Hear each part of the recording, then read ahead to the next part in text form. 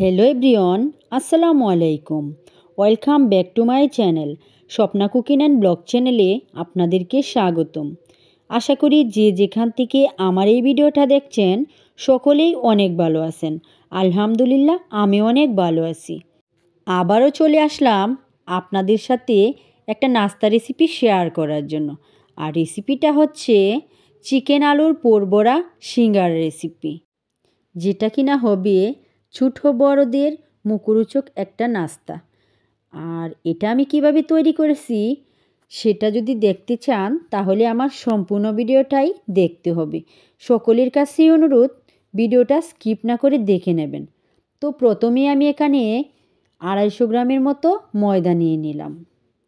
তারপর আমি এর মধ্যে দিয়ে দিলাম স্বাদ মতো লবণ, আর দিয়ে দিলাম একটু বেশি পরিমাণেই তেল। তেলের পরিমাণটা যদি একটু বেশি পরিমাণে দিয়ে থাকেন তাহলে কিন্তু এই নাস্তা রেসিপিটা অনেকটাই খাস্তা হবে। তারপর আমি এখানে দিয়ে দিলাম কয়েকটা কালো জিরা মেথি, আর সাথে দিয়ে দিলাম মৌরি। এবার আমি সবগুলো উপকরণ একসাথে ভালোভাবে ময়ান দিয়ে নেব। আর দেখতেই পাচ্ছেন এটা আমি কিভাবে করে নিয়েছি। এবার আমি এর মধ্যে অল্প অল্প করে পানি দিয়ে দেব। পানির পরিমাণটা কিন্তু আমি এখানে একেবারে দেইনি। এখানে কিন্তু আমি পানিটা বারবার ব্যবহার করে তারপরে আমি ডোটা তৈরি করে নিয়েছি। আর লক্ষ্য রাখতে হবে ডোটা কিন্তু একবারে নরম হবে না, একটু শক্ত শক্ত ভাব থাকতে হবে। আমি প্রায় 10 মিনিট পর্যন্ত এই ডোটাকে তৈরি করে নিয়েছি। যেহেতু ভিডিওটা অনেকটাই বড় হয়ে যাবে সেহেতু আমি এখানে একটু স্কিপ করে নিয়েছি। এরই মধ্যে কিন্তু সম্পূর্ণ ডোটা আমার তৈরি করা হয়ে গেছে। উপর থেকে একটু তেল দিয়ে আমি ডোটাকে 10 মিনিটের জন্য রেস্টে রেখে দেবো। এবার আমি সিঙ্গারা তৈরি করার জন্য যে চিকেন আলুর পোটা তৈরি করব সেটা তৈরি করে নেব। তো প্রথমেই দেখতে পাচ্ছেন আমি একটা বোট নিয়ে নিয়েছি। ওই বোটের উপর আমি কয়েক পিস ছোটো ছোটো চিকেনের যে বুকের মাংসটা আছে সেটাই নিয়ে নিয়েছি। আর একটা ছুরির সাহায্যে আমি এটাকে কেটে নিয়েছি। আর আপনারা নিশ্চয়ই দেখেই বুঝতে পারছেন আমি এটা কীভাবে করে নিয়েছি। আপনারা চাইলে কিন্তু মাংসটাকে সেদ্ধ করে তারপর সিঙ্গারার পুর হিসাবে ব্যবহার করতে পারবেন। আমি এখানে এইভাবেই নিয়ে নিয়েছি। আরও চাইলে এখানে নানা রকমের সবজি দিয়েও সিঙ্গারার পুরটা তৈরি করে নিতে পারতেন। আমি এখানে শুধুমাত্র চিকেন আর আলু দিয়েই এই পুরটা তৈরি করে নিয়েছি। আমি এখানে একটা বড় সাইজের আলু গ্রেটারের সাহায্যে গ্রেট করে নিয়েছি। আর রান্না করতে করতে দেখিয়ে দিচ্ছি আমি এই পুরের মধ্যে কি কি ব্যবহার করছি। তো প্রথমে আমি একটা প্যান বসিয়ে দিয়েছি। ওই প্যানের মধ্যে তেল গরম করে এখানে দিয়ে দিয়েছি কালো জিরা মেথি আর মৌরি। তারপর দিয়ে দিলাম বড় সাইজের 2টা পেঁয়াজ কুচি, দিয়ে দিলাম সামান্য পরিমাণে একটু লবণ। এইগুলোকে আমি একটু হালকা ভেজে নেব। যখন একটু হালকা ভাজা হয়ে যাবে তখন আমি এর মধ্যে দিয়ে দেব সামান্য পরিমাণে একটু আদা রসুন বাটা।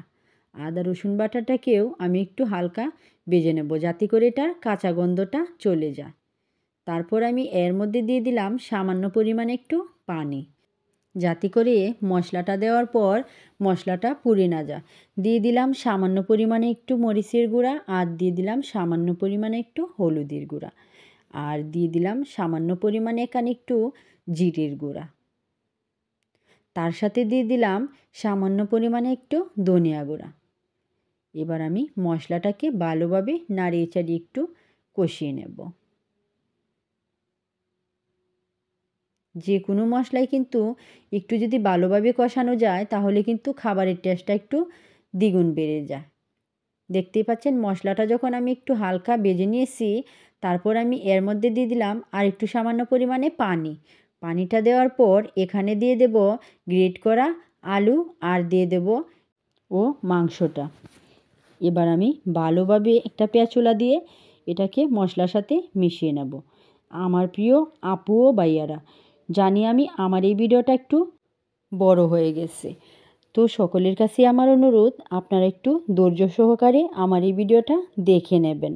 আর যদি আমার চ্যানেলটাকে সাবস্ক্রাইব করে না থাকেন তাহলে আমার চ্যানেলটাকে একটু সাবস্ক্রাইব করে দেবেন আর পাশে থাকা বেল আইকনটি অন করে রাখবেন, যাতে করে নতুন কোনো ভিডিও ছাড়ার সাথে সাথেই আপনাদের কাছে পৌঁছে যেতে পারে। আর যারা যারা এই কাজটা করে দিয়েছেন তাদেরকে তো অসংখ্য অসংখ্য ধন্যবাদ। আপনাদের সাথে কথা বলতে বলতে কিন্তু আমি একটা ঢাকনা দিয়ে এটাকে একটু ঢেকে দিয়েছিলাম, যাতে করে তাড়াতাড়ি সেদ্ধ হয়ে আসে। ঢাকনাটা উঠিয়ে আমি কিন্তু আর ঢাকনাটা দিইনি। তারপর আমি এটাকে ভালোভাবে ভেজে নিয়েছি। দেখতেই পাচ্ছেন ভেজে নেওয়ার পর কীরকম হয়েছে। তারপর এর মধ্যে দিয়ে দিলাম কুচি করা কেটে রাখা কাঁচামরিচ আর দিয়ে দিলাম ধনেপাতা কুচি। এগুলোকে দিয়ে আমি আরেকটু পরিমাণে নাড়াচাড়া দিয়ে দিলাম। মাংসটাকে কিন্তু আমি আরও ভালোভাবে ভেজে নিয়েছি। সিঙ্গারার স্বাদটাকে আরেকটু বাড়িয়ে নেওয়ার জন্য আমি এখানে একটা পেঁয়াজ কিউব করে কেটে দিয়ে দিয়েছি। এখানে একটু নাড়াচাড়া দেওয়ার পর সিঙ্গারার পুরটাকে কিন্তু আমি নামিয়ে নিয়েছি।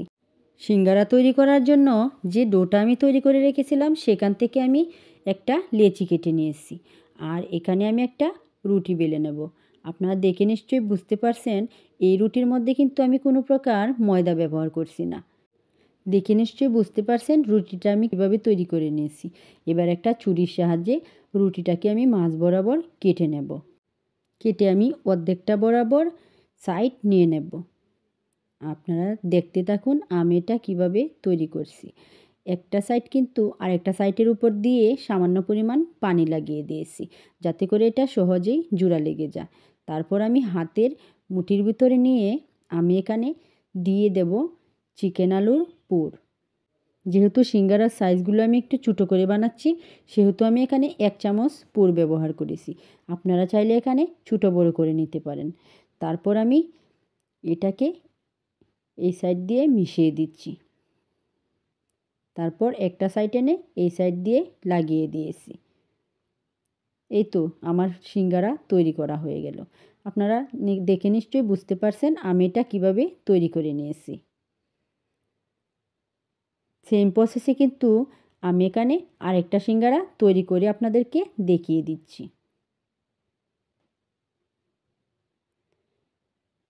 একটা সময় আমার সবগুলো সিঙ্গারা কিন্তু একই প্রসেসে আমি বানিয়ে নিয়েছি। এবার আমি চলে যাব চুলায়।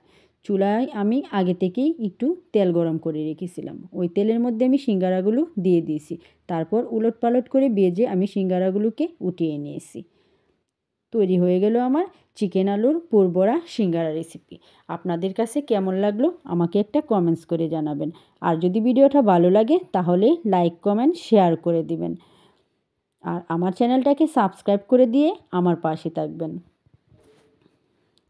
হাজির হব আরও কোনো এক নতুন রেসিপি নিয়ে। সকলেই ভালো থাকবেন, সুস্থ থাকবেন, আমার জন্য দোয়া করবেন। আল্লাহ হাফেজ। আসসালামু আলাইকুম।